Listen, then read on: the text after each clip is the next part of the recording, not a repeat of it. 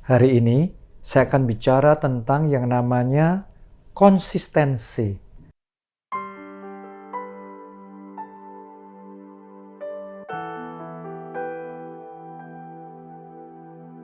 Kemana arah langkah kaki kita membawa kita? Jadi saya ingin ajak saudara untuk membayangkan kehidupan ini seperti kayak kita itu sedang berjalan. Ya, misalnya saudara sedang mendaki gunung. Setiap langkah kaki kita mungkin rasanya kecil dan lambat. Tapi jangan lupa loh saudaraku, bahwa langkah kaki yang kecil, yang lambat itu ada arahnya. Kalau arahnya benar, Anda akan sampai ke puncak. Tapi kalau arahnya salah, tersesat di lembah.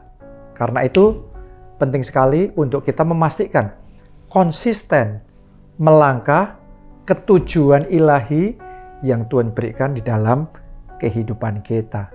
Ya, jadi di dalam kehidupan ini, langkah-langkah kecil, keputusan-keputusan kecil yang kita ambil adalah langkah menuju tujuan yang besar, yaitu rencana Tuhan yang besar di dalam kehidupan kita. Dan kuncinya mengalami penggenapan rencana Tuhan yang besar itu adalah konsisten. Nah, sekarang saya bacakan 1 Korintus 15 ayatnya yang ke-58. Karena itu, saudara-saudaraku yang kekasih, berdirilah teguh, jangan goyah, dan giatlah selalu dalam pekerjaan Tuhan. Oke, jadi kalau disuruh berdiri teguh, jangan goyah, giatlah selalu, itu disuruh konsisten dalam pekerjaan Tuhan, dalam perjalanan hidup saudara. Kenapa? Karena akan ada banyak rintangan. Dalam hidup ini akan ada tantangan, akan ada kuasa-kuasa kegelapan yang berusaha untuk menghentikan saudara, untuk membuat Anda rebah. Tapi apapun itu yang sedang Anda hadapi dalam hidup saudara, saya mau bacakan ayat ini sekali lagi. Berdirilah teguh. Oke, paksa diri saudara berdiri teguh. Jangan goyah. Hatimu juga jangan goyah ya. Keputusan saudara ngikutin panggilan Tuhan dalam hidup saudara, jangan goyah. Keputusan saudara, langkah saudara untuk mengerjakan instruksi, rema yang Tuhan kasih dalam hidup saudara, jangan goyah. Dan giatlah selalu dalam pekerjaan Tuhan. Dalam pelayanan yang Tuhan percayakan, giat. Selalu giat, jangan kendor, kerajinanmu jangan kendor. Biarlah rohmu menyala-nyala dan layani Tuhan. Ini sekali lagi, konsisten. Nah lihat, kalau kita konsisten seperti itu, ini janji firman Tuhan. Sebab kamu tahu bahwa dalam persekutuan dengan Tuhan, jerih payahmu tidak sia-sia. Jadi langkah kecil saudara yang rasanya lambat itu, Tuhan akan pastikan jerih payahmu tidak sia-sia. Kalau engkau konsisten, walaupun berat tapi terus melangkah, walaupun susah tapi terus berdoa, walaupun rasanya gelap semuanya tapi terus berjuang, ketahuilah bahwa jerih payahmu tidak akan sia-sia. Konsistenmu akan membuahkan hasil, dan hasilnya kemenangan, hasilnya kemuliaan. Tuhan nyatakan di dalam kehidupan saudara. Ini prinsip yang berlaku baik dalam kehidupan rohani kita. Prinsip yang sama berlaku untuk kebahagiaan keluarga, untuk kesehatan kita, untuk mengejar visi dan impian. Kuncinya dalam semuanya itu adalah barang siapa setiap perkara kecil, ia akan dipercaya dalam perkara yang besar. Kuncinya konsisten. Nah sekarang, apa yang menghalangi konsistensi? Ada dua yang saya mau bagikan. Nomor satu, godaan untuk jadi mediocre. Ya, yang sedang-sedang aja. Gini aja, yang biasa-biasa aja, nggak usah sampai kayak gimana. Saya mau ngomong sama saudara, godaan untuk jadi mediocre yang biasa-biasa ini akan membuat kita nggak konsisten dalam perjuangan. Akhirnya kita masuk ke comfort zone dan kita sudah berpuas diri. Dan tanpa sadar kita melewatkan puncak. Harusnya kalau jalan terus, Sampai bisa puncak, kita ngalami glory, kemuliaan. Tapi baru di tengah, sudah berpuas diri. Akhirnya melewatkan puncak. Nggak ngalami puncak kemuliaan Tuhan. Nggak ngalami semua yang Tuhan sudah sediakan. Kenapa? Karena godaan comfort zone. Godaan untuk jadi mediocre. Jadi yang biasa aja, yang rata-rata aja. Doa saya, Anda tidak berpuas diri jadi biasa. Anda tidak berpuas diri jadi rata-rata.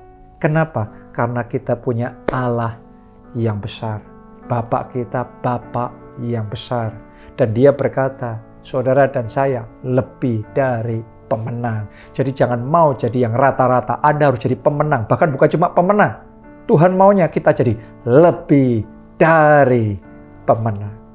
Oke, karena itu kalahkan godaan untuk, sudah segini aja. No. Tuhan selalu sediakan more, lebih lagi, dan berjalanlah terus sampai ke puncak kemuliaan yang Tuhan rencanakan dalam hidup saudara. Oke, itu yang pertama. Yang kedua, yang sering kali menghalangi konsistensi kita adalah kekhawatiran atau ketakutan. Boleh saya katakan takut gagal. Kalau Anda takut gagal, maka akhirnya saudara berhenti melangkah. Ya, Anda mau maju ke level berikutnya, tapi ya enggak. Maju mundur. Anda takut gagal. No. Untuk saudara bisa konsisten, Anda harus mengalahkan ketakutan itu. Namanya kita melangkah di medan yang baru. Di dimensi yang baru yang kita belum pernah sebelumnya. Selalu akan ada ini dan itu. Tapi ketahuilah satu hal yang pasti. Tuhan berkata, aku menyertai engkau sampai akhir zaman. Namanya adalah Immanuel. Dia Allah yang beserta kita. Jadi seperti Daud ya, katakan sekalipun berjalan dalam lembah kekelaman. Tapi aku tidak takut bahaya sebab gadamu, tongkatmu, itu yang menyertai aku. Dalam perjalanan hidup kita ini selalu akan ada resiko, ada yang membuat deg-degan. Tapi jangan pernah lupa, Tuhan menyertai. Ada hadirat Tuhan dalam hidup saudara. Karena itu saya berdoa saat ini juga semua ketakutan lenyap. Semua kekhawatiran dihancurkan. Damai sejahtera dan keberanian dan sukacita melimpah di dalam hidup saudara.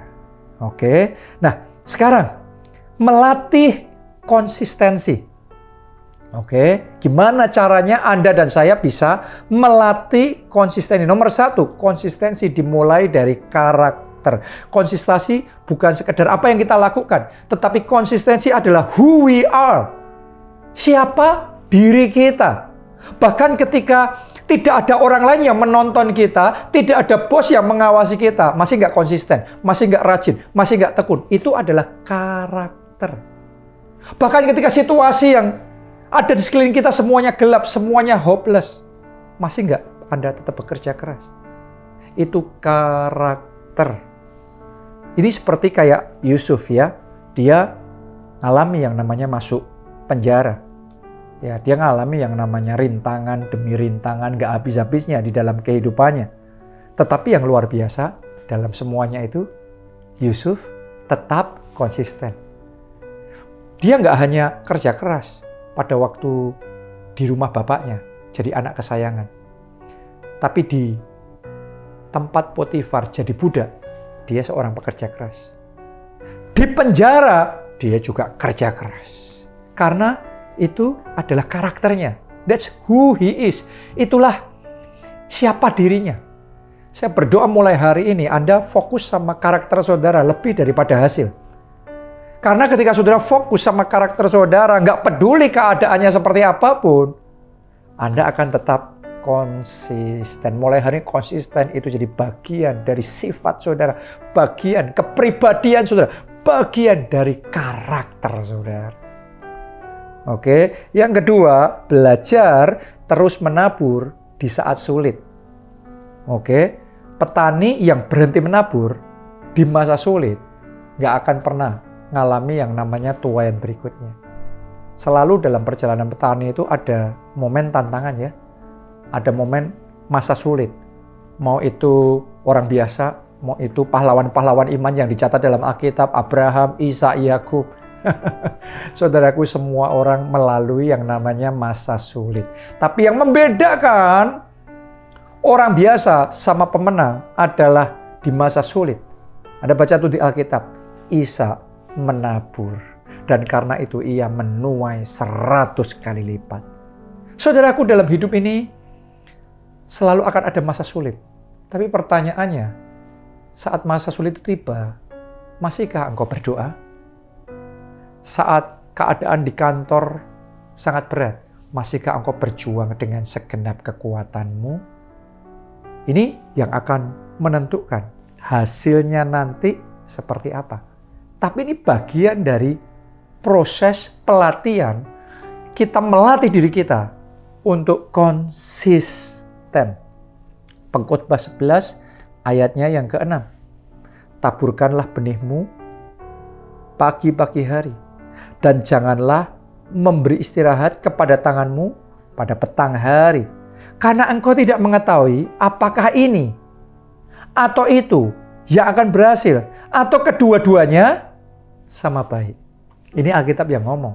Kita nggak ngerti. Kita berjuang ini, berjuang itu yang mana. Tapi tabur dulu. Konsisten menabur. Bahkan ketika sudah menabur, gagal panen, nggak ada hasil, ladang mengecewakan, tetap nabur. Tetap nabur. Tetap nabur. Saya belajar. Ini dikunci ini. Ya, saya sebagai pendeta, saya sebagai gembala sidang, tetap mengembalakan, tetap berdoa sungguh-sungguh, tetap kita ini loyal mengikuti Tuhan segenap hati. Baik dalam keadaan baik, maupun dalam keadaan yang penuh dengan tantangan. Ya, ini penting sekali buat kita. Kalau saudara lakukan ini, maka konsistensi saudara akan membuahkan hasil yang manis. Saya bacakan di Mazmur 126 ayat yang kelima. Orang-orang yang menabur dengan mencucurkan air mata akan menuai dengan bersorak-sorai. Anda bayangkan ya, menabur dengan mencucurkan air mata. Biasanya nggak sampai gitulah ya, orang nabur ya nabur aja lah ya. Tapi dalam hidup ini kita harus mengakui ada momen itu. Kita waktu nabur pun kita sudah bercucuran air mata. Mungkin itu adalah benih terakhir. Mungkin itu segalanya. Tapi walaupun mencucurkan air mata, tetap menabur. Dan Alkitab ngomong orang yang seperti itu akan pulang dengan sorak-sorai, dengan berkas-berkas tuaiannya, dan akan mengalami kemenangan yang luar biasa dalam kehidupannya. Karena itu saya ajak saudara, mulai hari ini, ayo konsisten. Dalam hal apa saja? 1, waktu pribadi saudara sama Tuhan. Oke, jadi jangan mut-mutan ya. Saudara doa pribadi, hubunganmu sama Tuhan tiap hari. Mau rasanya hari yang menyenangkan, rasanya hari yang berat. Tetap berdoa, tetap pondok daun, tetap mendekat, tetap memuji, naikkan penyembahan, senangkan hati Tuhan. Konsisten. Ya, yang kedua, saya dorong saudara konsisten dalam menjaga kesehatan. Ya, menjaga kesehatan itu bukan urusan seminggu 2 minggu loh. Anda baru aja dikasih tahu, oh ya sebulan 2 bulan menjaga kesehatan. Gimana bulan ketiga? Gimana tahun ketiga? Saudaraku, konsisten. Karena hanya orang yang konsisten dari bulan ke bulan, tahun ke tahun, menjaga kesehatan, yang akan menikmati benefit, tuaian, kesehatan dalam hidupnya itu. Konsistensi itu akan membuahkan hasil. Jadi bukan sekali gebrak, oh tiba-tiba kita berubah hari ini. Makan sehat semuanya, gaya hidup sehat, semuanya sehat. Emangnya hidup sehat seminggu langsung Anda sehat? Jangan mimpilah ya, istilahnya gitu. Tapi lebih tepatnya adalah kalau kita konsisten menjaga kesehatan dari tahun ke tahun, maka kita akan menuai. Oke? Ya, yang ketiga, konsisten di dalam mengejar visi Tuhan. Setiap orang Tuhan kasih mimpi, Tuhan kasih visi, Tuhan taruh impian. Nah, pertanyaan saya, konsisten nggak Anda melangkah menuju visi itu? konsisten nggak memperjuangkan impian-impian dalam hidup saudara?